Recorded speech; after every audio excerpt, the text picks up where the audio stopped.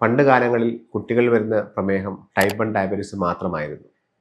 അത് insulin deficiency കാരണം, insulin ഇല്ലാത്ത കാരണം വരുന്നൊരു പ്രമേഹമാണ് ടൈപ്പ് 1 ഡയബറ്റീസ്.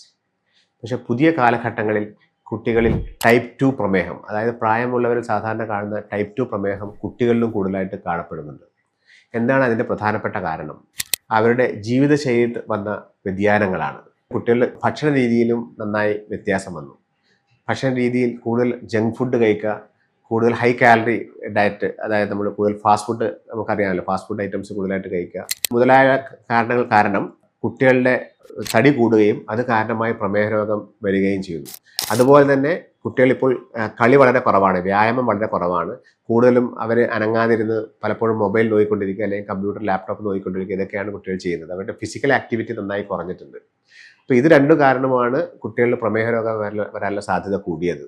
അതുപോലെ തന്നെ പാരമ്പര്യവും ഇതിന് വേറൊരു ഘടകമാണ്. അപ്പോൾ ഇത് കാരണം ഇപ്പോൾ പല കുട്ടികളും 10 വയസ്സുള്ള കുട്ടികൾ, 12 വയസ്സുള്ള കുട്ടികൾ, 15 വയസ്സുള്ള കുട്ടികൾക്ക് നമ്മുടെ ഒ പിയിൽ പല ദിവസങ്ങളിലും വരും പ്രമേഹ രോഗവുമായിട്ട്.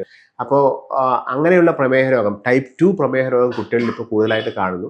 അപ്പോൾ അതിൽ നിന്ന് നമുക്കൊരു അത് കാരണം ഫ്യൂച്ചറിൽ ഭാവിയിൽ അവർക്ക് അതിൻ്റെ കോംപ്ലിക്കേഷൻസ് വരാം. കിഡ്നിയെ ബാധിക്കാം, ലിവറിനെ ബാധിക്കാം. പ്രമേഹ രോഗം വന്നതിന് നമുക്കറിയാമല്ലോ അതിൻ്റെ കോംപ്ലിക്കേഷൻസ് വരാം.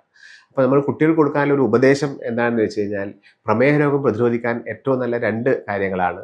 ഒന്ന്, ഭക്ഷണ രീതിയിലെ വ്യത്യാസങ്ങൾ, അതായത് ഭക്ഷണ രീതിയിൽ നല്ല കൂടുതൽ ബാലൻസ്ഡ് ആയിട്ടുള്ള ഡയറ്റ്, നമ്മൾ കൂടുതൽ വെജിറ്റബിൾ പ്രോട്ടീൻസ്, പയറുവർഗ്ഗങ്ങളും പച്ചക്കറികളും ഫ്രൂട്ട്സ് അങ്ങനെ കൂടുതലായിട്ട് ഉൾപ്പെടുത്തുക. ജങ്ക് ഫുഡ്, ഫാസ്റ്റ് ഫുഡ് ഐറ്റംസും ബേക്കറി ഐറ്റംസും ഒക്കെ മാക്സിമം കുറക്കുക. പഞ്ചസാരയുടെ ഉപയോഗം മാക്സിമം കൺട്രോൾ ചെയ്യുക. രണ്ടാമത്തെ ഇത് ഫിസിക്കൽ ആക്ടിവിറ്റി കൂടുക എന്നുള്ളതാണ്. അവരുടെ വ്യായാമം കൂടുക, കുട്ടികൾ നന്നായി കളിക്കട്ടെ. സ്ഥിരം മൊബൈൽ അഡിക്ഷനും കമ്പ്യൂട്ടർ മുമ്പിലിരുത്തൊക്കെ മാക്സിമം കുറച്ചിട്ട് കുട്ടികൾ കൂടുതൽ വ്യായാമം ചെയ്യുന്ന രീതിയിലേക്ക് അവരെ മാറ്റുക എന്നുള്ളതാണ്. അപ്പോൾ ഈ രീതിയിൽ നമ്മൾ ചെയ്യുകയാണെങ്കിൽ കുട്ടികളിലെ ടൈപ്പ് 2 ഡയബറ്റീസ് മെലിറ്റസ് വരുന്നതും അവരുടെ പൊണ്ണത്തടിയും അതേപോലെ തന്നെ ടൈപ്പ് 2 ഡയബറ്റീസ് നമുക്ക് പരമാവധി കൺട്രോൾ ചെയ്ത് ഭാവിയിൽ അവരുടെ കോംപ്ലിക്കേഷൻസ് മാക്സിമം നന്നായി കുറക്കാൻ നമുക്ക് പറ്റുന്നതാണ്